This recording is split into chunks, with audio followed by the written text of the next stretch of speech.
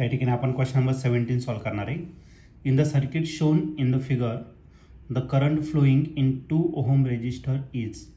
तर या 2 ओहम रेजिस्टरमधून किती करंट पास होणार आहे, तर या सर्किटमधून तो आपल्याला फाइंड करायचा आहे. 1.4 एम्पियर करंट इंटर करतोय, तर तो 10 आणि 2 मधून पास होणार आहे करंट, आणि दुसरा 25 आणि 5 मधून पास होणार आहे. तर या 2 ओहम रेजिस्टरमधून किती करंट पास होणार ते आपल्याला फाइंड करायचं. याचे 4 ऑप्शन दिलेले आहेत. त्यापैकी पहिलं जे ऑप्शन आहे ए ते आहे 1.4 एम्पियर, बी ऑप्शन आहे 1.2 एम्पियर, ई ऑप्शन आहे 0.4 एम्पियर आणि लास्ट डी ऑप्शन आहे 1 एम्पियर. तर या 4 ऑप्शनपैकी या क्वेश्चनचा करेक्ट आन्सर काय असेल, तर त्यासाठी आपण याला सॉल्व करूया आणि मग डिसाईड करूया. तर या क्वेश्चनमध्ये आपल्याला एक सर्किट दिलेलं आहे. तर करंट फ्लो करणारे 2 ओहम रेजिस्टरमधून किती करंट पास होतोय तो आपल्याला या ठिकाणी फाइंड करायचा आहे. त्या ठिकाणी सर्वात पहिली ती सर्किट जी आहे ती आपण या ठिकाणी ड्रॉ करू. तर या ठिकाणी विस्टोन्स नेटवर्क दिलेलं आहे तुम्हाला. त्याच्यातून करंट येतोय आणि तो करंट आहे तुमचा 1.4 एम्पियर इतका दिलेला आहे. आणि या ठिकाणी आपलं जंक्शन दिलेलं आहे ए जंक्शन.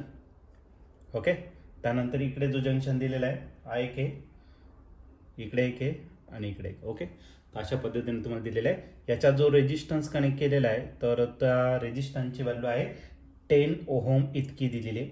ओके, त्याच्या पुढच्या याच्यात जो रेजिस्टन्स कनेक्ट केलेला आहे तर तो आहे तुमचा 2 ओहम इतका आहे.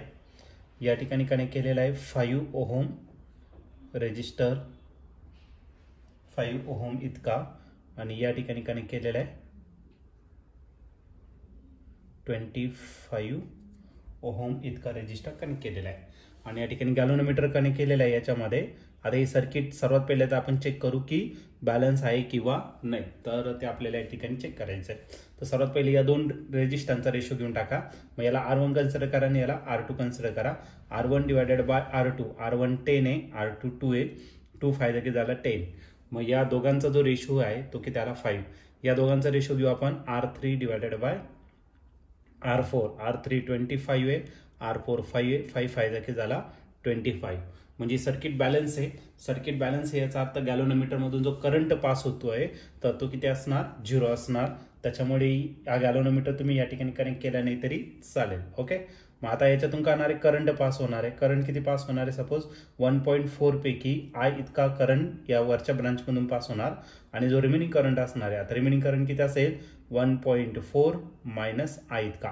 आय गेला म्हणजे रिमेनिंग राहिलं 1.4 मायनस आय इतका. ओके, त्याच्या आधी हे 2 जे रेजिस्टर आहे ते कसे सिरीजमध्ये, आणि सिरीजमध्ये आपण काय करतो, रेजिस्टन्सची डायरेक्ट ॲडिशन. मग करंट आहे 1.4 एम्पियर इतका.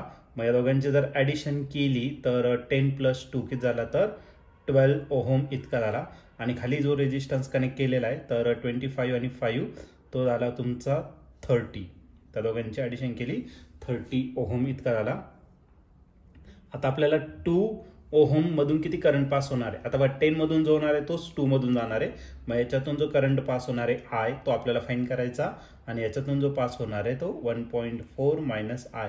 आता दोन्ही पॅरलल आहे. पॅरललमध्ये काय सेम असतं, तर पॅरललमध्ये पोटेन्शियल आपलं सेम असतं. मग ती कॉन्सेप्ट आपण या ठिकाणी यूज करू. ठीक आहे, मग पोटेन्शियलचा जो फॉर्म्युला आहे according to Ohm's law, V is equal to काय असतं, IR. ओके, मग या ठिकाणी करंट जर घेतला तर करंट किती आहे, आय इतका, आणि जो रेजिस्टन्स आहे तो किती आहे 12. पोटेन्शियल सेम आहे. मग इथला जो रेजिस्टन्स आहे 30 आहे आणि करंट किती आहे 1.4 मायनस आय इंटू काय झाला तर 30. ओके, आता बस याला सिम्प्लिफाईड करायचं.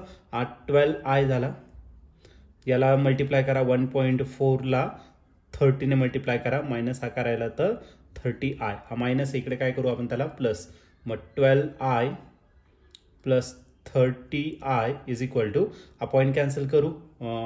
मग 14 3 जा किती झाला 42, 14 3 जा 42.